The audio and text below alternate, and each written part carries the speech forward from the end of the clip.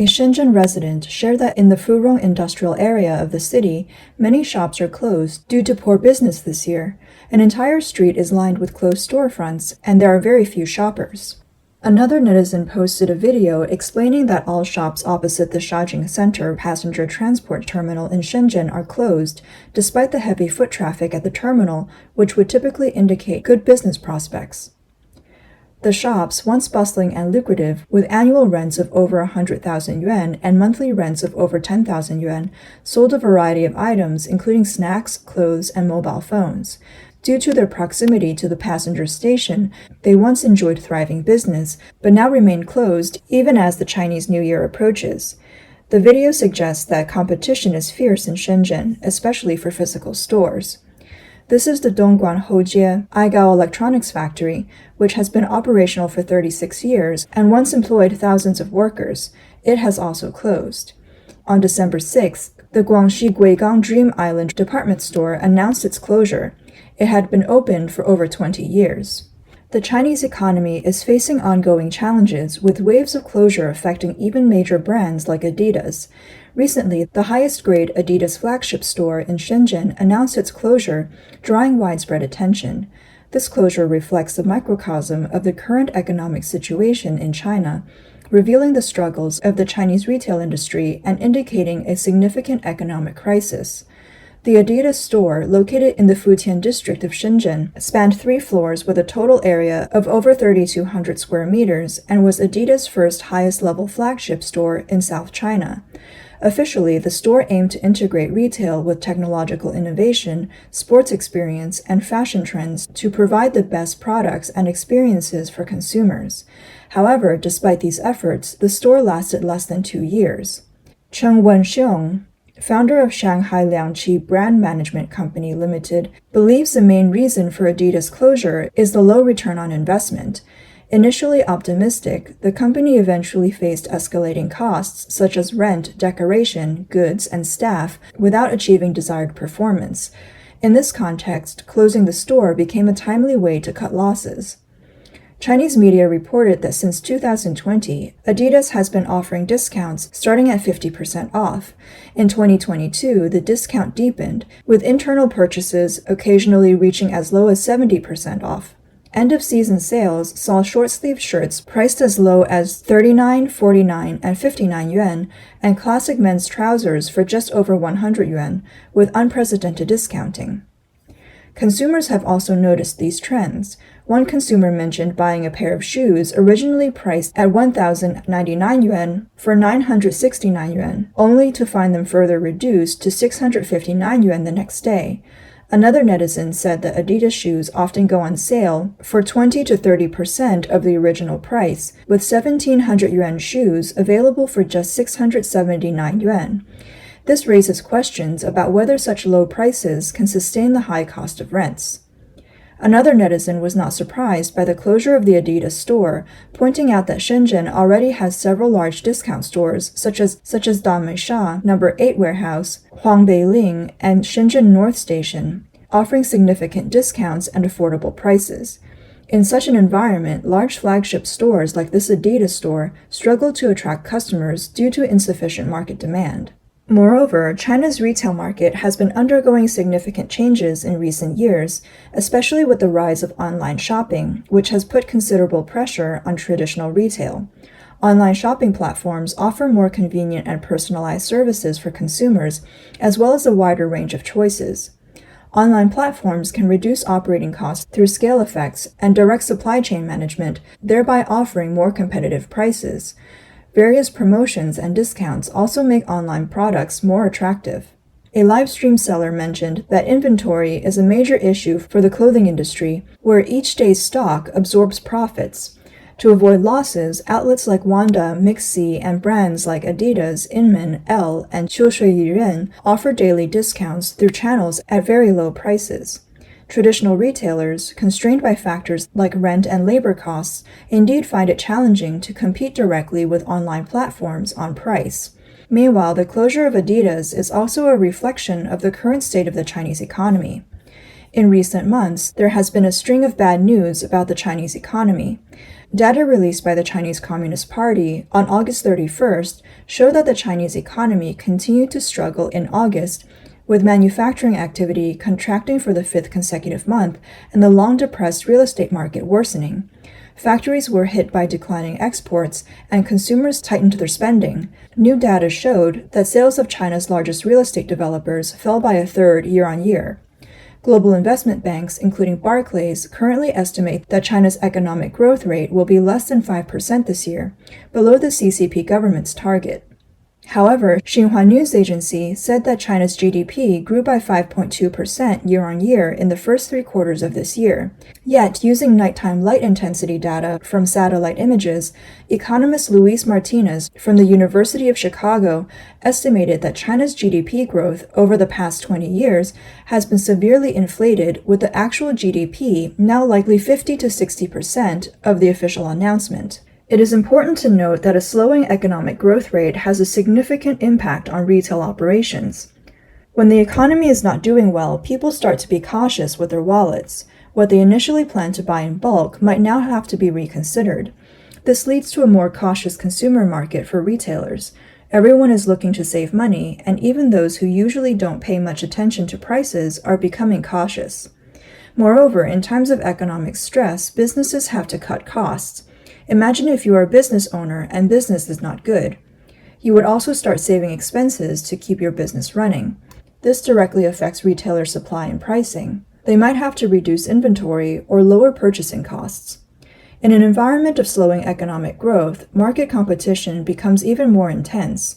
With limited market share, everyone is vying for a piece. Price wars are like fighting for resource points in a game. To capture that bit of market share, retailers might have to drastically reduce prices. As a result, profitability decreases and business becomes more challenging. Eventually, everyone in the supply chain becomes a victim. A Chinese businessman noted that finding work is challenging and high-quality jobs are scarce. As a result, most people around him are turning to micro-businesses or selling goods on Douyin, TikTok. He mentioned that everyone is scrambling to find cheap sources of goods, leading to a chaotic market where only those with the capacity can secure affordable supplies, leaving little profit for small-scale businesses. In a normal market, there are multiple layers from manufacturers to final retailers, and the smooth functioning of the market and the success of each layer depend on collaboration, innovation, and sensitivity to market changes. A thriving market benefits everyone. When the market is sluggish, manufacturers may face overproduction with unsold goods, while retailers may struggle with supply issues, particularly with certain products being out of stock, affecting their businesses. The Chinese economy's downturn is evident. Netizens are expressing concerns, with some saying, in 2023, just surviving is the first step.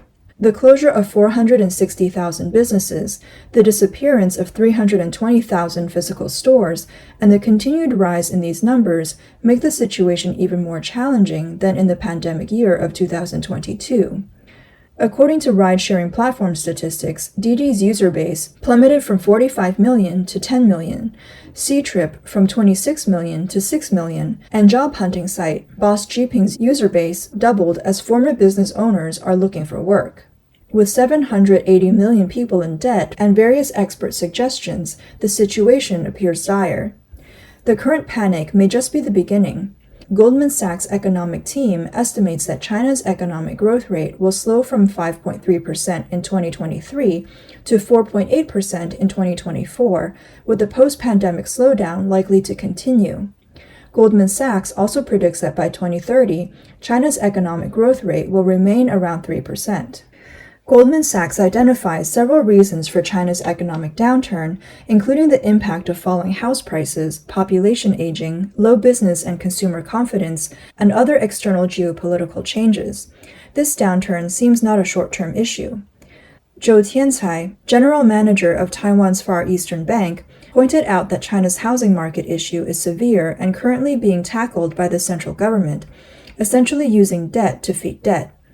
He also noted that the U.S.-China technology war is intensifying, with the U.S. stifling China's semiconductor industry, a major impediment to China's economic development. Currently, Far Eastern Bank has reduced its exposure to China to about 5%, indicating a lack of confidence. This concern also affects Taiwan, with its financial institutions reducing exposure to China. They believe that China's unresolved housing market issue and the escalating US-China technology war are major factors hindering China's semiconductor industry and overall economic development. Financial experts are cautious about China's future economic direction. Moreover, Moody's Investors Service downgraded the outlook for 8 major mainland Chinese banks from stable to negative on December 6, citing concerns over China's debt levels. The day before, Moody's also downgraded China's sovereign debt rating from stable to negative. The CCP's Ministry of Finance strongly responded to these conclusions, refusing to accept them. But the general public didn't need convincing. They could see how their friends and family's businesses are doing. The Chinese worker gauges the economy through everyday metrics, like whether it's easy to make money, the frequency of overtime, and wage changes. Gathering information from more than 10 samples across at least 3 different industries is most likely to paint an accurate picture. If the Chinese market were robust, Moody's pessimistic view wouldn't matter, and the market might rise instead of fall. Chinese economists are also warning of an economic crisis. Economist Wu Jinglian commented on the severe challenges faced by the economic community due to global economic changes and financial market fluctuations. He noted that China's economy still faces a daunting climb. However, not to upset the ruling party, in his speech he did not discuss why the economy is struggling, but rather called for a collective effort. He expressed hope for collaboration among entrepreneurs, workers, and laborers to overcome short-term difficulties. This sentiment aligns with President Xi Jinping's previous statements about preparing for hardships. Guo Mingben, a commentator on Chinese politics and economics, told Radio Free Asia that although Wu Jinglian is an economist within the system and has made good suggestions, his warnings about China's economic problems from a decade ago seem unheeded by the authorities. Guo said, "A decade ago, some people foresaw the problems that Chinese society would face. The key is whether the upper echelon seriously considered these issues. Officials didn't implement these good suggestions. China is a crony capitalist society, not fully a market economy." Wu Jinglian also said it's a semi-controlled economy mixed with a market economy. Guo also pointed out that China's 4 decades of reform and opening up policies have not truly followed market economy principles. Those who have benefited want this economic model, where officials at all levels wield power that can be leveraged for personal gain. As Deng Xiaoping's economic reforms progressed, power and capital became closely intertwined. Some officials, through control over resources, power, and information, successfully sought rent, enriching themselves and their families. Ordinary Chinese people lost out. In the process of urbanization and industrialization, land resources became highly sought after. However, some officials acquired large tracts of land through unfair means, while ordinary citizens often received relatively little compensation during land requisitions. This led to wealth disparities and limited benefits for the public during the reform process. Unequal wealth distribution is another issue. Although China's overall economic strength has grown, wealth distribution is not equitable. Some officials have amassed significant wealth through corruption, while wages for some workers have not correspondingly increased. This has led to social injustice with limited benefits for the public. Finally, the inequality between those within and outside the system is a major issue. Those within the system may have easier access to resources and opportunities, while those outside face more challenges. This inequality has allowed some officials and specific groups to stand out in the wave of reforms. Recently, netizens have widely circulated Wu Jinglian's comments that China's economic and social contradictions have nearly reached a critical point. In 2012, he stated that China needs to establish a constitutional, democratic, and rule-of-law market economy, a great but extremely challenging task. He added that only by breaking through resistance and striving hard can the dream of several generations of Chinese people be realized, to build China into a prosperous, democratic, and civilized modern country. The road ahead seems arduous.